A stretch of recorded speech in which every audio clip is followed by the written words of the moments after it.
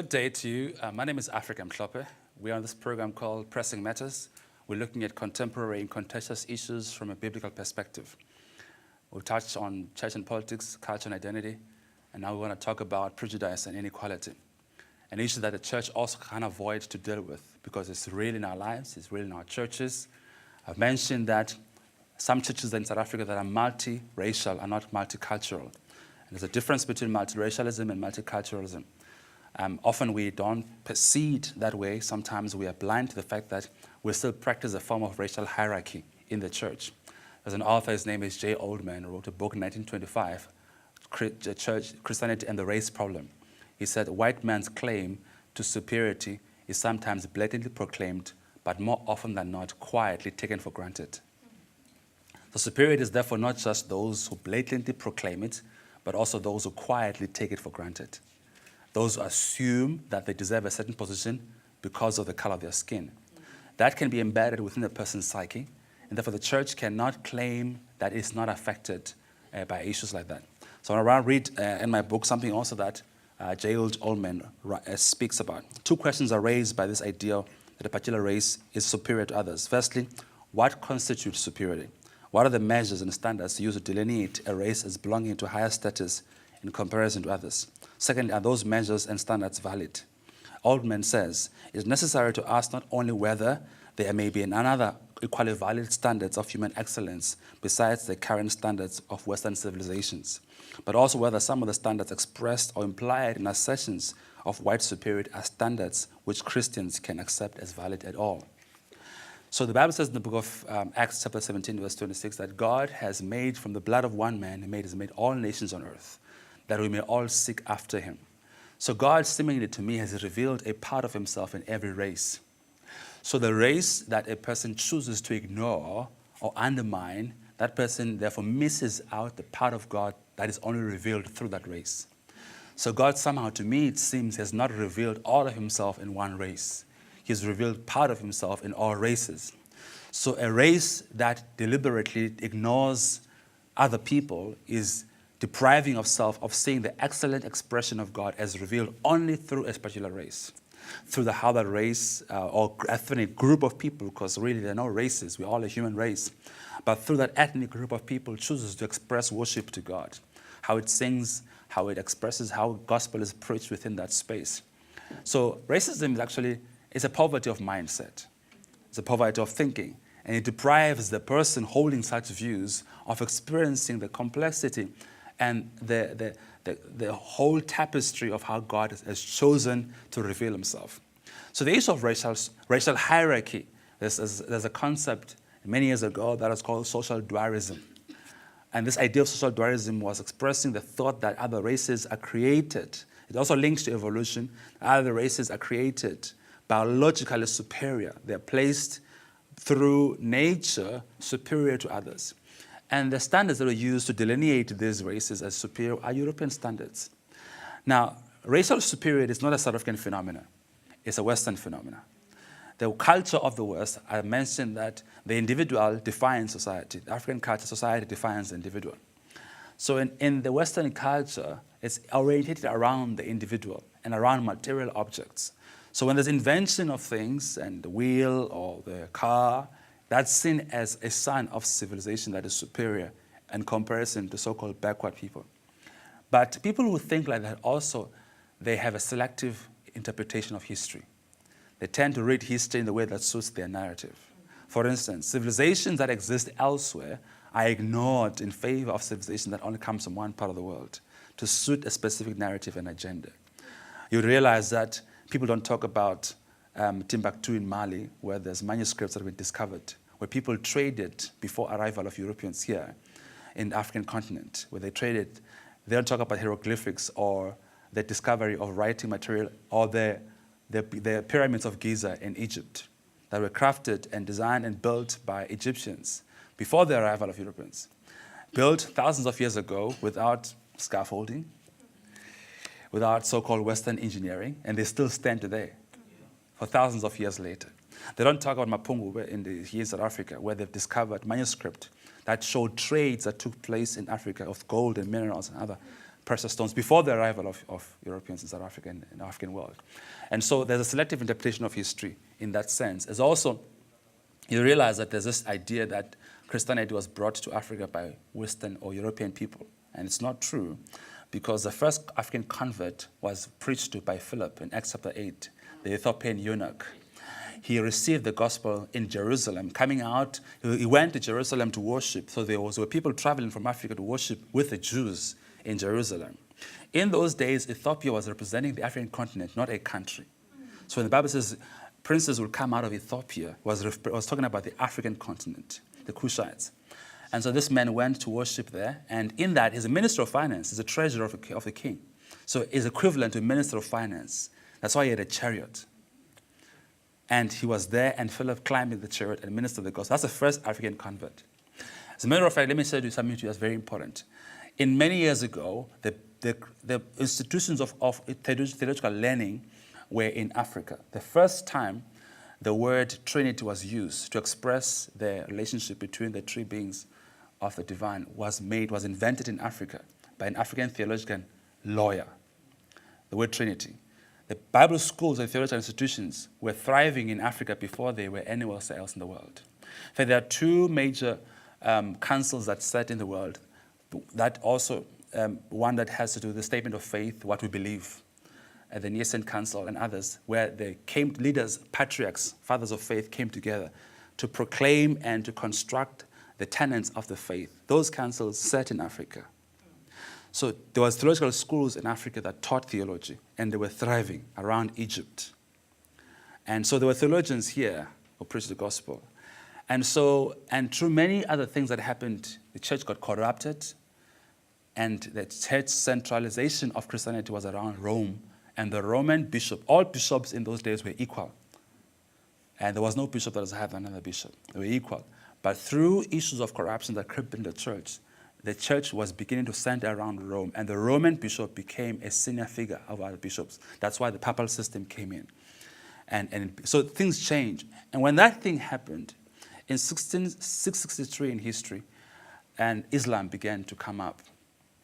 And Northern Africa was Christian region, not Islam. But because Christians lost sight of the goal of advancing the faith, they began to focus on positions. Christianity lost its momentum and became very focused on denominations, and Islam began to arise and took over. So all of Northern Africa, now you go to Turkey, modern-day Turkey, which is Ephesus in the Bible. It's now 99% Islam. The place where Paul wrote the book of Ephesus, they're one of the most powerful books in the Bible. It talks about spiritual gifts, the church as a bride, the church as an army, the church as a family. And that church place now is Islam, because the church lost sight of the goal. Here in South Africa, there's a denomination here, which the biggest denomination in South Africa is not Protestant. When they say this country is 79% Christian, they mean mainline churches who bulk up the numbers of Christianity. Some of them who practice a syncretic belief system that involves Christianity and African belief system. One of the biggest ones in the country has got 10 million members. So we are seen to be majority Christian because of such denominations. And some of those denominations broke away and formed independent African churches in response to oppression in the church. So they formed independent churches because of the divisions in the church. So the church, as we see it today and how it was constructed, is as a result also of history. How other people were treated in the church. Mahatma Gandhi was visited by missionaries who came to convert him to the faith. He looked at them and says, I don't have a problem with your Christ. I have a problem with your Christians. Because your Christians are not like your Christ. He died a Hindu. He got a glimpse of Christ, but still missed him because the Christians who represented him misrepresented him. So he said, I have no problem with Jesus. I have a problem with his belief, his followers. I wish your followers were like the one they follow. Okay, so therefore, the way we portray Jesus to others can determine whether they go to heaven or go to hell. And that is why racism is demonic. Because Jesus says that by this, loving one another, when you love another, by this, the world will know that you're truly my disciples. I'm not talking about love that is sort of surface and faking it and pretense. I'm talking about deep, heartfelt love where you're interested in the person's well-being and where they're at. That kind of love, no political parties can produce that. Only the church is a custodian of such kind of love and acceptance. So when we walk into racial hatred, now it doesn't mean that racial hatred or racial, these kinds of thoughts of hating people because of the color of their skin, it doesn't necessarily come from one race to the next or only one side. It can go from both sides. And so racial hatred, now racial superiority is different because you can only have an idea of superiority based on certain material conditions. Without those conditions, you can't really think you're superior. But racial hatred can also occupy anybody's heart. So anybody can hate the other person because of the color of their skin. And the church is not meant to hate, as you would know. So now, can we address racism in the church? We can, if we choose to address it. If we ignore it, it doesn't go away. So what we have done is that when somebody raises the banner and says, oh, there's a problem, say, we think that person is the problem. So we make the problem, the person who's pointing out the problem, to be the problem. Why are you talking about these things? Why are you taking us back? No, but we haven't gone forward. We pretend as if we have, but we're actually still stuck there. So I'm actually helping us to move forward by raising the issue that we have not moved. We sing together. We can hug and sing, Kumbaya, my Lord, Kumbaya. But in essence, we don't know each other. And we don't really get to be involved in each other's life. So racism sometimes is a manifestation of ignorance, of course, is not knowing each other and knowing what talents and gifts that people have, what they bring into the party. That's why the church has to question things. Why is a multi-racial church has a leadership component and composition that only represents one race? Is the other people in that church not competent enough to lead? Now, I understand that if a church is formally one race, other races joined later, I understand it takes time to ascend to leadership. But you can't tell me it takes time. Time means 5 years. And these people have been giving or tithing and attending, and none of them can rise up to leadership. Unless the leadership, there's a ceiling, there's a glass that is set there, that only a certain race can break through. Like there is a ceiling in every place. Okay. So let me stop there because I need to give some time for questions. Good day, Pastor Afrika. My question, I'll take it from what you said about Turkey now being occupied by the Muslims. What do you think could be some of the core reasons as to why most of everything that's going on in the world, or things like Turkey, as you're talking about being occupied by the Muslims, and in Israel as well, some of the places also they're being occupied by the Muslims, and all these things also that are taking place in the world as a result of time, according to the world. So can we, as according to the word, so can we say everything that's going on that might not agree with what the church stands for is as a result of time and according to what the word said would take place? Or is it entirely the fault of the church not standing up to some of these things? Like, for an example, in America, I'll take homosexuality for an example, which is breeding so fast and it's just so casual. It's gone out and permeated to different parts of the world and is now being accepted. But we all know that these things that are happening are pushing towards the coming of Christ. So all these things that are going on and the church is not addressing or properly targeting to demolish them, can you say it's as a result of time or the church's fault? Okay. Thank you. So I have a problem with looking at things from an eschatological point of view, especially the kind of defeated eschatology that we sometimes hear being preached, that, no, let's just sit here and wait because Jesus says these things will happen. The same Jesus says, occupy until I come. Do business. So Jesus never said, come somewhere in a house of defeat and sit there and wait for my coming. and the world will be crashing all around you. He didn't say that. We are sent into the world. So there is an element where things would happen because indeed, as you said, they've been promised and they've been prophesied to, and we're living in a space like that.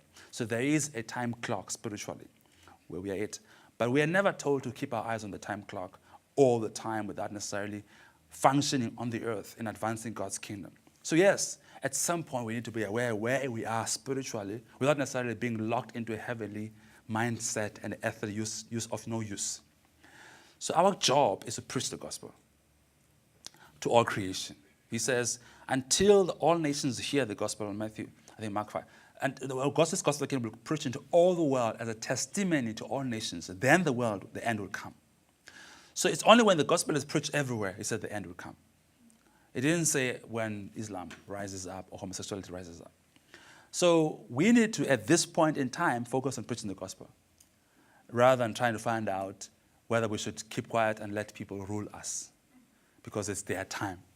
It's a time of Christ.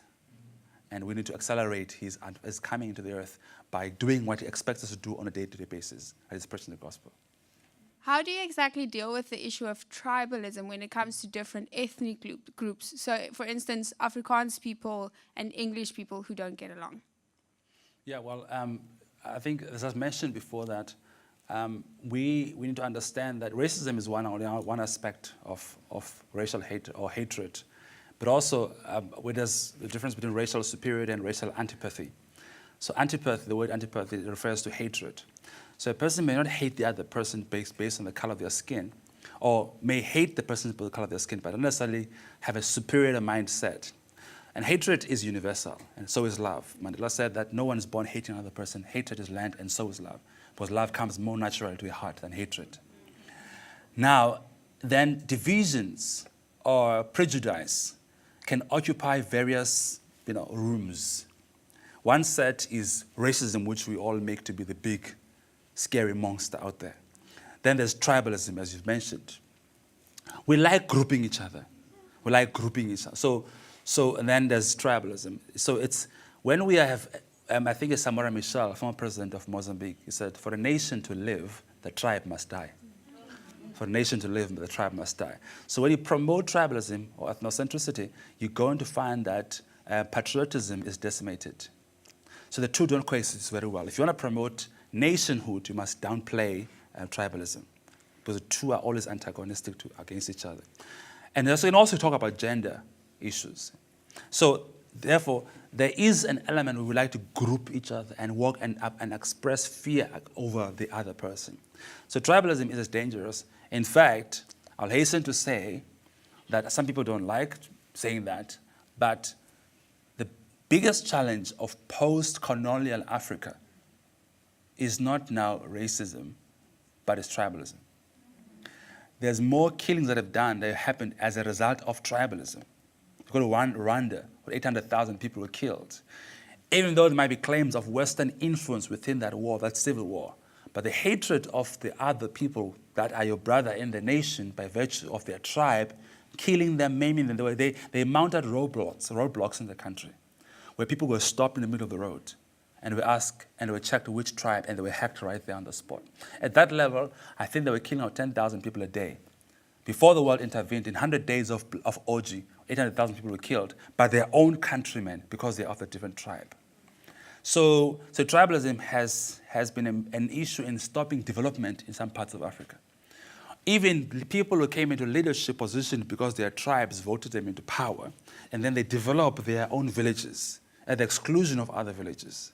And then they take their tribesmen into parliament, not because they're competent to govern, but because they come from the tribe. So tribalism has deprived us of the best skill in a nation, because the king, the person who's in charge, takes his own tribesmen to be ministers, not the best in the country. So it deprives development, it deprives us the best talent in the country, and it perpetuates division in the nation. Okay. So there are many leaders who have not risen above tribalism. To be a true statesman is to know how to unify people of different tribes, even those who do not vote for you. So, but many leaders are not statesmen. They are only tribal chiefs. They have been voted in democratically, but they're not different from tribal chiefs. So it takes maturity for us to rise above tribalism, and immaturity, obviously, to be bound by it still. Good day, Pastor Afrika. My question is, earlier you were talking about certain forms of racial hierarchy. In church, how do we go about that? Because yes, you still see it in churches that where you go, people are still like, maybe they still sing Xhosa songs where it's like a multiracial church. Then how do you go about approaching it without stepping on anyone's toes or like raging war, like you're saying? When the person starts acknowledging those things, you are the one causing actually the problems. So which songs do we sing? English songs? No, more unifying, more inclusive. No, yeah, we're different nations. Yes. Not everybody understands Xhosa. Not every person understands whatever language. So we want to like meet everybody on a common ground, which is English at the end of the day. So how do you go about dealing with that, especially when it comes to, if I may say, mainline stream churches, because most people nowadays go to the bigger churches. Yeah. So look, I mean, there is the reality that the gospel is not about those who are in the church. It's for those who are outside the church and those who are new in the faith. So when I come into meetings where we are singing African songs, I don't take it that it's about me. I take it that there's a guy here who will experience God in a better way if that song was sung. So I, who've experienced God, can at that point allow myself the space for his sake to sing this song. And so therefore there is an element where we become all things to all people. The Bible says that him who's stronger carry the burden of those who are weaker. So I know for a fact that if I was in the township in Port Elizabeth or maybe in Bethelstop or Gavendale in College community, that they're going to sing African songs. When I'm there. And I don't have a problem because that grandma who's there is not going to understand it if everything else is in English. She'll come to church and not want to come again because nothing actually touched her heart, because there's some connection people have with their language. There are some words you can express in a different language, some examples, some style. So a person has to allow that. If it's predominantly dominated by one language, when it's multiracial, then that's wrong. We have to find some balance somewhere where other people can hear something. There are people, for instance, who don't speak English, like illiterate. They don't understand English. So the service being 100% English doesn't serve them. So therefore, when they hear a little bit of their language, they feel uplifted. So it's how do we strike the right balance? You know, that's to me is the issue really. So obviously, if you go into a church where you don't speak Xhosa and the only language is Xhosa, it's almost to say they don't want you there. Because, I mean, everyone who says service was nice, I'm like, okay. I don't say it's not nice, just I can't relate to what you're saying. I saw people laughing. When I was in the conference, people are laughing. I don't know what the joke is about, but seemingly it's very funny because everybody is laughing, and I wish I could. It's therefore not appropriate and considerate for that church not to have even a person sitting next to the other person translating them, at least the basic part of that message, not the whole message.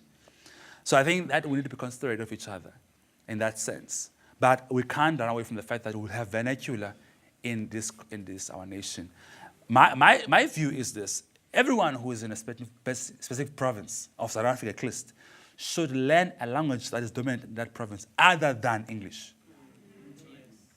A South African should have a secondary language that they learned of that province, other than English. A person who's in Limpopo should try and learn Sotho. And I've met a lot of white farmers who speak Sotho. I'm like, okay, because they've made the effort, because their employees in the farm are Sotho, and they want to communicate with them. And I would say the person who's in the Eastern Cape has to learn Xhosa. This is a Xhosa province. That is a reality. It's a Xhosa province. So at least basic communication Xhosa, basic Xhosa, not the makala, not the deep stuff. Just the basic and all communicative. So I would think that everyone has to pay that price. Certainly. I think certainly any person who preaches the gospel in a foreign country has to learn that country. And thus we should therefore tune our minds to think like that, to think international. So in a world of influences, Christianity is very diminished. And especially when we look at fashion trends, and especially in the community amongst the youth, you see Islam, it's praised because they've come out, or another religion, they've come out, they've kind of shed their feathers. But then when Christians do the same thing, it's very diminished. What can we do to take back the yes, space? to take back that authority that we should be walking in. Yeah. I think it's important, it's a good point you're raising. But it's important also to see that that's not new for us, this place we're in. We have always been in this space. We are coming into we're in this space because we lost sight of the mission of Christ. We used to be very influential. The first nurse in the world, Florence Nightingale, is a Christian. The printing press invented by Johann Gutenberg to print the Bible. The world had a printing press. The world could print books. Wilberforce in England, who fought against slavery, was a Christian. Many other people, reformers in Reformation history. And I mean, King James, the king who sponsored the translation of the Bible, was influenced by Christianity. Has not always been here. The Salvation Army was formed for relief, literacy project, health project, agricultural project, hospitals, education. Oxford began as a Bible school, and now it's one of the best universities in the world. So Christianity has not always occupied the place it's in. It's when we began to lose sight of what the faith is about that we seem to be where we are right now. So the issue is simply to regain who we are. The giant that is sleeping needs awakening, because a lot of changes in the world were done because of being moved by the Christian faith, World Vision, Salvation Army. Organizations that have gone all over the world. Lloyd's, a bank, one of the biggest banks in the world, was started by Moravians because they couldn't access insurance because the Shakers, the people called the Shakers, they were always shook, and so they were Christians and the Quakers, and so they started their own bank. They also because the world was shunning them because they look crazy, they look abnormal. They started Lloyd's. Now Lloyd's is one of the biggest multinational companies in the world, worth billions of dollars. There are a lot of things in the world that were started by Christians, because at that time Christianity was not about coming to church. It was about influencing the world. When Christianity began to be about going to church instead of becoming the church, because we're not told to go to church, we are told to be. So now we keep going to church. So like going to myself, I'm like going to myself because I'm the church. We gather as a church, yes, so the church can be a gathered church, can be a scattered church, but we're a church anyway. So it's when we lost sight of who we are, and then we lost sight of the mission of Christ.